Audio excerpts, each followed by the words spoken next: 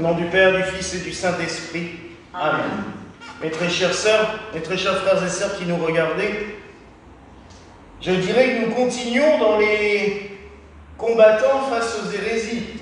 Après Saint-Nicolas hier, qui est gifla Arius, on se retrouve à Saint-Ambroise de Milan, qui lui aussi fut un des grands concurrents d'Arius et un des grands défenseurs de la foi chrétienne par rapport à ses élucubrations.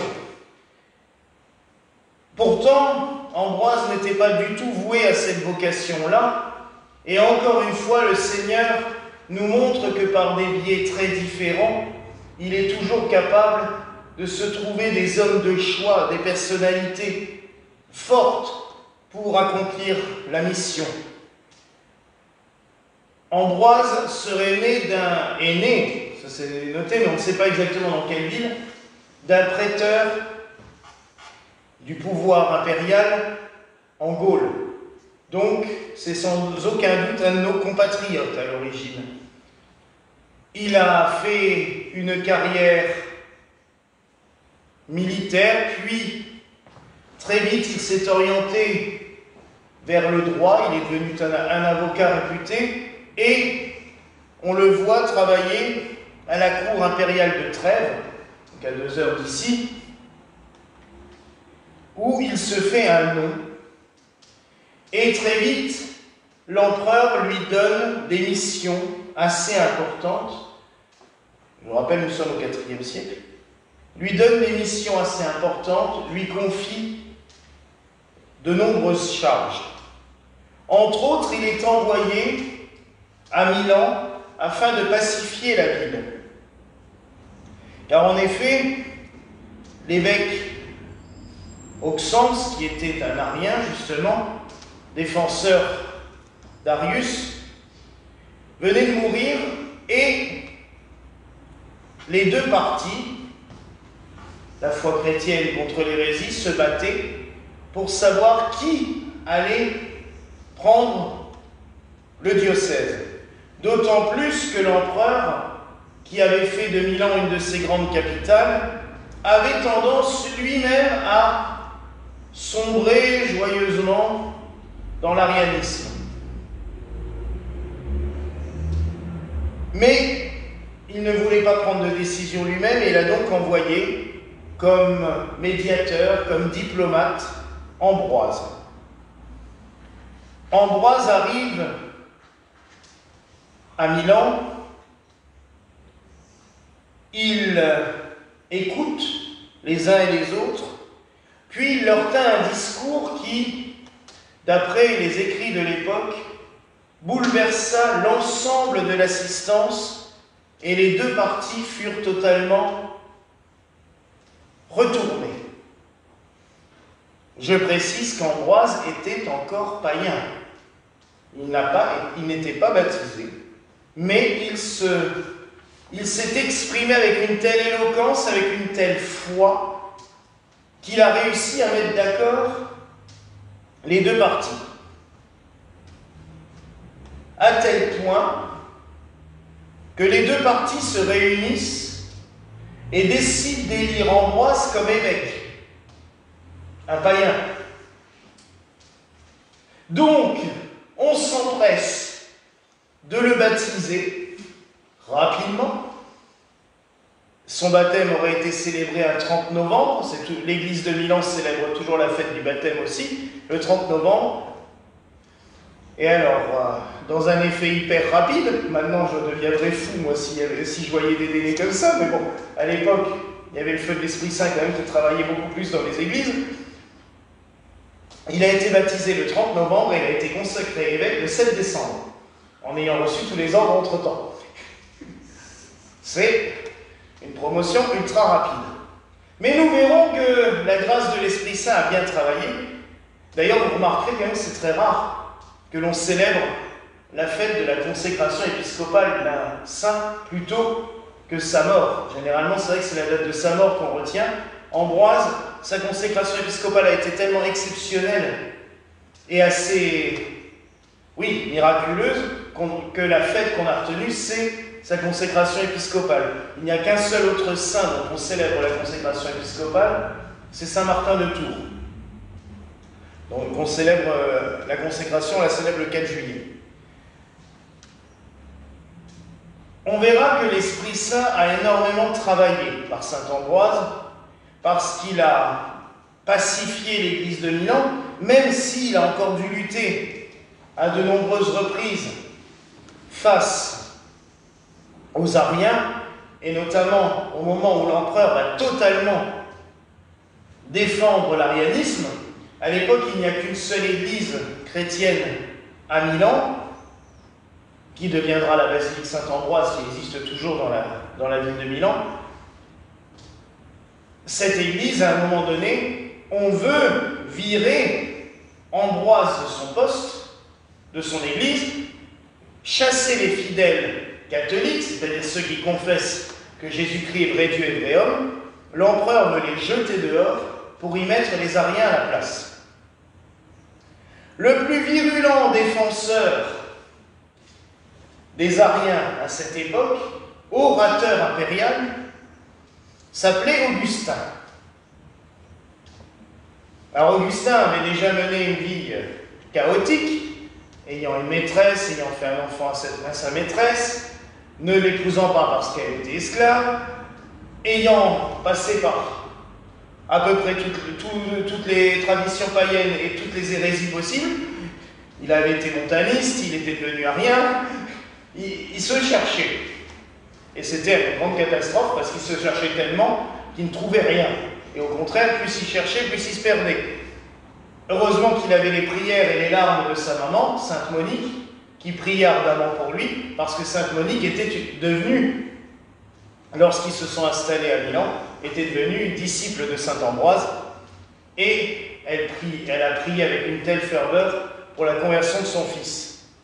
Donc Saint Augustin, la rencontre avec Saint Ambroise a été une opposition, puisque Saint Ambroise était l'orateur des catholiques, et Augustin, l'orateur des Ariens, et ils ont combattu lors d'une joute verbale assez importante, et Ambroise a réussi à mettre le doute dans l'âme d'Augustin, et Augustin a achevé de se convertir en voyant le massacre des chrétiens perpétré par les Ariens pour envahir la basilique, et ça l'a retourné totalement.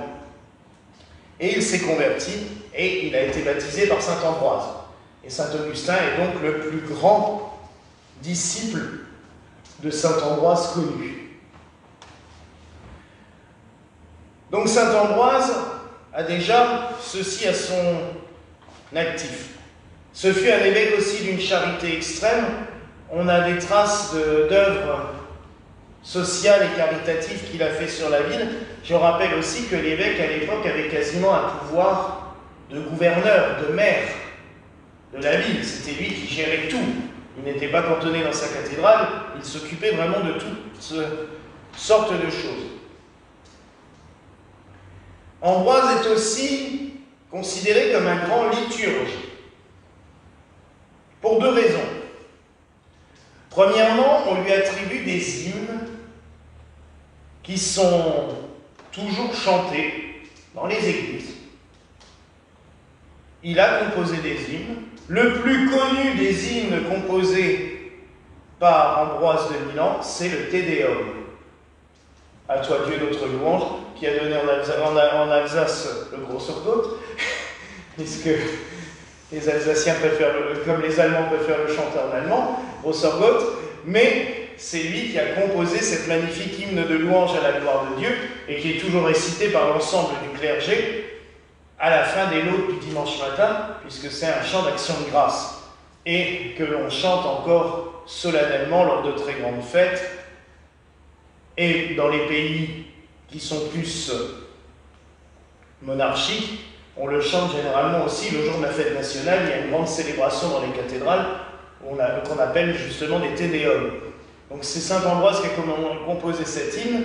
Il a aussi composé l'hymne au Christ splendeur du Père, qui est chanté dans la nuit de Noël durant les vigiles, et d'autres hymnes. Donc, déjà, il a laissé son empreinte dans l'Église chrétienne, puisque plus de 1600 ans après sa mort, on chante toujours ses compositions. D'un autre côté, on lui attribue, sans vraiment de preuve formelle, mais en tout cas, ça a gardé son nom, la liturgie du diocèse de Milan, puisque le diocèse de Milan est une trentaine de paroisses extérieures au diocèse de Milan, mais qui suivent ce qu'on appelle le rite de Milan, célèbrent la liturgie ambrosienne. C'est-à-dire qu'ils ont une liturgie qui est très différente de la liturgie romaine. Alors, à l'époque latine, à l'époque avant le concile, quand la messe était encore en latin, ça se voyait encore de manière plus flagrante parce que les rites étaient très différents. Maintenant encore, quand on regarde, il suffit d'aller sur internet et de regarder par exemple la messe à la cathédrale de Milan, on voit qu'il y a des rites très particuliers, totalement différents de ce que l'on connaît, nous, enfin, dans les paroisses catholiques romaines, puisque nous, dans notre liturgie gallicane, il y a beaucoup de choses qui s'en rapprochent, puisque la liturgie ambrosienne est considérée comme une des nombreuses liturgies gallicanes, c'est-à-dire ces liturgies occidentales non romaines. Parce qu'il faut préciser qu'à l'époque de saint Ambroise, la liturgie romaine était circonscrite à la ville de Rome. Et tout autour, on ne connaissait pas la liturgie romaine. Chacun avait ses liturgies propres, ce qu'on appelait les liturgies gallicanes. Et pour vous donner parce que c'est intéressant de savoir quand même, la liturgie milanaise a une particularité, par exemple, c'est que quand on rentre en procession, le clergé chante le Kyrie et le Gloria debout dans la nef, en se regardant les uns les autres, et on rentre dans le chœur que pendant le Gloria. C'est tout simplement pour dire que les actes pénitentiels ont lieu en bas de l'autel et que c'est seulement quand on chante le Gloria qu'on rentre dans la gloire de Dieu. Le symbole est assez beau.